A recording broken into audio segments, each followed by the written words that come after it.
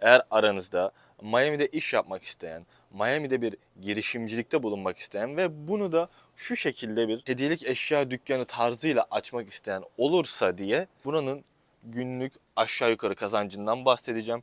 Kiralardan ve aylık kardan bahsedeceğim. 2 dolar alıyorsun, 15 dolar satıyorsun. Miami'ye gelip bir dükkan açmak istiyorsan kiralayacağın yer minimum aylık 2-3 bin dolar olacak. 30 bin dolar bir ön yatırımla bu dükkanı açabilirsiniz. Herkese merhaba arkadaşlar, kanalıma hoş geldiniz. Nasılsınız? Umarım iyisiniz. Miami, Florida'dan sevgiler, saygılar. Arkamda normalde alışık olduğunuz background'dan daha değişik bir alan var. Bunun sebebini merak ediyorsunuzdur.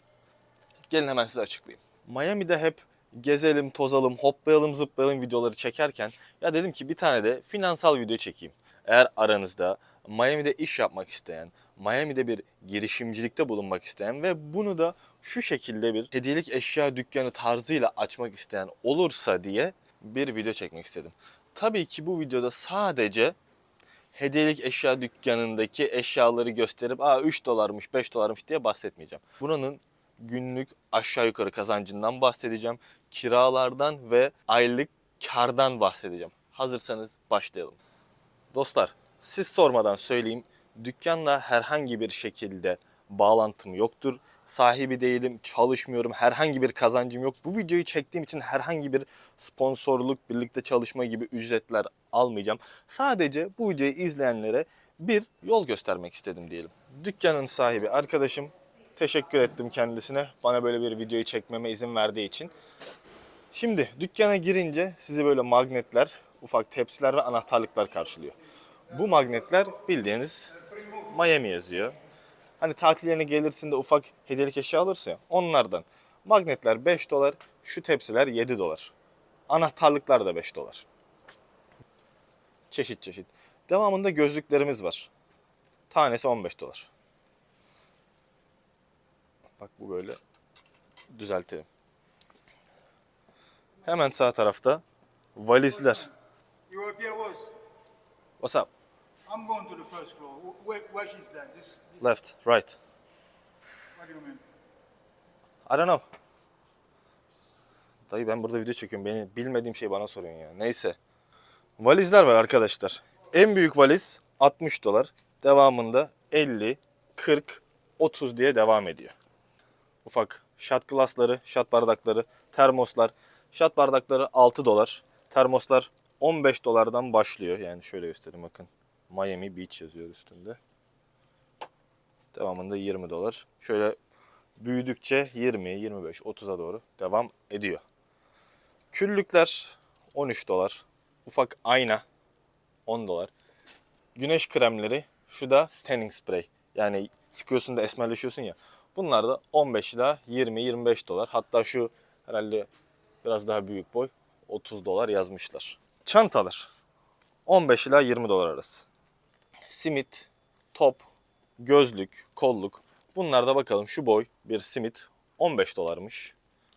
Kolluklar 10 dolar. Gözlükler 15 dolar. Eğer ki tatile geldiğin herhangi bir şey unuttun, bu dükkanda her şey var. Şu çanta fiyat üstünde yazmıyor ama tahminim herhalde 30 dolardır. Çünkü şu boy 20 dolarsa bu da 30 dolardır diye düşünüyorum. Can yelekleri. Bakın bu da köpek için can yeleği. 30 dolar. Tişörtler 15 ila 20 dolar. Dostlar teker teker bütün ürünleri çekmiyorum. Belki burada 150-200 kalem ürün var. Ben size overall yani böyle kaba taslak ürünleri gösteriyorum ve fiyatları gösteriyorum. Devamında bunların aşağı yukarı alış fiyatlarına ve ne kadar kar ettiğimize geleceğiz. Şapkalar 20 dolar. Bu biraz pahalı geldi açıkçası. Bir şapka 20 dolar ama piyasa böyle demek ki. Terlikler, parmak arası terlik 25'ten başlıyor, 15'e kadar devam ediyor. Bunlar da Florida eyaletinde yasal olan THC CBD deniyor. Yani etkisi azaltılmış esrar diyebiliriz. Bakın şöyle görünüyor zaten. Sigara. Burada da tütünü var. Bu da satılıyor. Arkadaşlar bunlar yasal. Herhangi bir şekilde el altından falan satış yapılmıyor. Burası sonuçta vergi veren bir kurum. Yani bunlardan çok anlayan bir insan değilim. Bakın burada 10 dolar yazıyor. Şöyle içinde sigaralar var. Bu 40 dolar. Bu elektronik vape tarzında. Devamında 25 dolarlıklar var. Şu şekilde başka diğer sigaralar 20 dolar. Şurada edible, bu yenen şekerler tarzında. Bin bir türlüsü var abi. 10 dolara da var. Yukarıda böyle bakın şurada Donald Trump'lı yapmış adam 85 dolar. Bu ne lan? 85 dolar yazıyor. Neyse bilemiyorum artık. Çakmaklar. Şu çakmak mesela Amerikan bayrağı. God bless America diyor. Tanrı Amerika'yı kutsasın. 12 dolar. Şöyle bikinili çakmak. 16 dolar. Ufak tefek vape'ler var. Hani bu elektronik sigara. Bunlar da 10 dolar, 15 dolar. Ya burada başka ürünler de var da hani çok da tanıtmaya gerek yok. Çocuklar için oyuncaklar. Bayanlar için şapka. Gelelim orta kısma. Burada da Miami Heat'in formaları. Şu da Messi'nin forması. Deniz şortları, kadınlar için bikiniler ve tişörtler. Dostlar, mağazada ne olduğunu 3 aşağı 5 yukarı gördük. Gelelim bunların üzerindeki kar marjinlerine, kar oranlarına. Arkadaşım bana %100 işte şu kadar alıyorum, şu kadar satıyorum diye söylemedi. Zaten kendisi de tam bilmiyor çünkü toptan alıyorlar, aldıkları toptancılar farklı. Zaman zaman sezona göre ürünlerin fiyatı artıyor, azalıyor. Ben size genel fiyatlardan bahsedeceğim. Mesela şu gözlüklerden tanesini 15 dolara satıyorlar. Bildiğiniz gözlük. Hani bir markalı Ray-Ban falan değil. Geç oğlum şöyle. Ürün kendini belli ediyor. 15 dolara satılıyor abi. Bu gözlük belki alımı 2 dolar. 2 dolar alıyorsun, 15 dolar satıyorsun. Bu ürünlerde hani söylediğim fiyatların hepsinde %10, 15, 20'ye kadar pazarlık payı var. Adam geldi mesela, burada şat bardağı, metal şat bardağı 8. Ya dedi ki çok pahalı geldi bana. Hemen dersin ki tamam sana 6 olsun. Aynı şekilde bu termos 15 dolar. Adama dersin ki sana 13 olsun. 12 olsun, 10 olsun. Bikiniler, set halinde olanlar 35 dolar, tekli olanlar 15 dolar. Adama mesela 35 dolarlık ürünü sana 30 dolar olsun diyebilirsin. Mesela bu terlikler.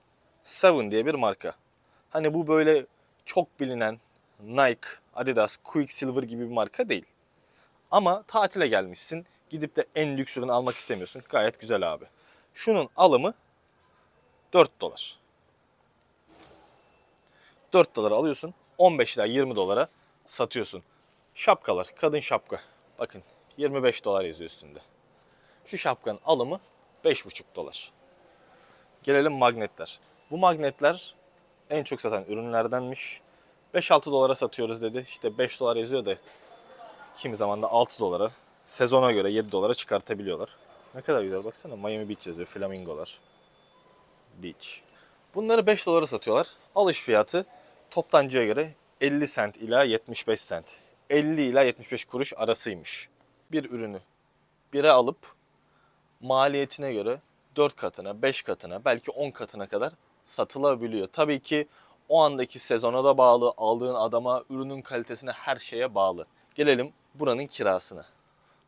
Dostlar, dükkan görüldüğü üzere yaklaşık olarak bir 40-45 metrekare diyebiliriz. Yani öyle çok büyük de değil ama küçük de değil. Gayet ayarında. Yani burada herhangi bir ürünü getirip satabilirsin. Büyük valizler de var. Bundan önce dediğine göre en büyük ürün scooter'mış, en pahalı ürün scooter'mış. Onu satıyorlarmış. Bu şekilde bir dükkanın fiyatı tamamen lokasyona bağlı olarak değişmekle birlikte 2-3 bin dolardan başlıyor. Miami'ye gelip bir dükkan açmak istiyorsan kiralayacağın yer minimum aylık 2-3 bin dolar olacak. Tabii ki gittin tam sahile sıfır bir yerde kiraladın. Aylık 15 bin dolar da verirsin, 20 bin dolar da verirsin. Bir de bu dükkanlara taşınırken genelde tabii ki kirayı ödüyorsun. Devamında son kirayı istiyorlar. Hani peşin istiyorlar. Ve bir de depozito ödüyorsun. Yani buranın kirası 3 bin dolarsa sen buraya gelince 9 bin dolarlık bir ödemeyle işe başlıyorsun. Tabii ki karşı tarafla anlaşmanıza da bağlı. Dersin ki abi ben 3 ödeme yapmak istemiyorum. 2 ödeme yapsam uygun mu? Olabilir. O andaki mal sahibinin isteğine, arzusuna bağlı. Gelelim dükkanı açtık. Personel bulmamız gerekecek değil mi? Burada duracak insan için genelde saatlik 10 ila 15 dolar ödeme yapılıyor.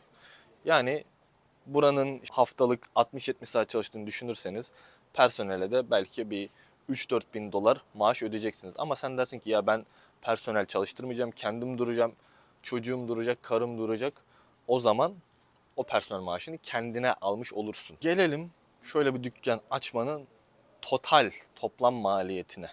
Dedik ki 3 bin dolar kiramız olsun. 3 kira ön ödeyerek giriyoruz. 9 bin dolar. Mal çekmeniz lazım. Yani gördüğün gibi dükkan ağzına kadar dolu. Burada yaklaşık bir 5 bin veya 7 bin dolar arası bir mal gerekecek. Aldığın ürüne bağlı. 10 bin dolar diyelim, düz olsun değil mi? 10 bin dolar girişte kira ödedik. 10 bin dolar malı ödedik. Yaklaşık olarak bir 20 bin. Hatta genelde evdeki hesap çarşıya uymaz arkadaşlar. Biz onu 30 bin dolar bir ön yatırımla bu dükkanı açabilirsiniz. Peki gelelim aylık mal sahibi olarak bana ne kadar kalır? Bu arada bu rakamları arkadaşım bana üstünkörü verdi. Ticaret yapan insanlar ne kadar kazandıklarını çok da söylemek istemezler ki haklılar. Kimsenin işi değil yani. Bana ne? O adam bana niye söylesin, değil mi? Ben de ondan alabildiğim kadarıyla size söylüyorum. Şöyle bir dükkan kiraladık abi. Aylık 3 bin dolar giderimiz var. 5 bin dolar da aylık mal sattık. 8 bin dolar. 3 bin veya 4 bin dolar da personele ödedik. Ne etti abi? 12 bin dolar. Peki buranın haftalık satışı ne kadar?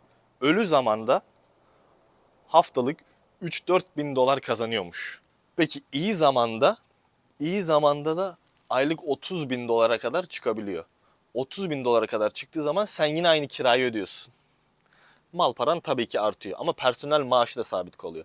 30 bin dolar yaptığı zaman da cebine 10 bin dolar, 12 bin, 15 bin dolar kadar aylık rakamlar kalıyor. Tabii bunların üstünden bir de vergi ödemeniz gerekiyor ama vergi karışık bir konu. Bu senin giderlerine bağlı.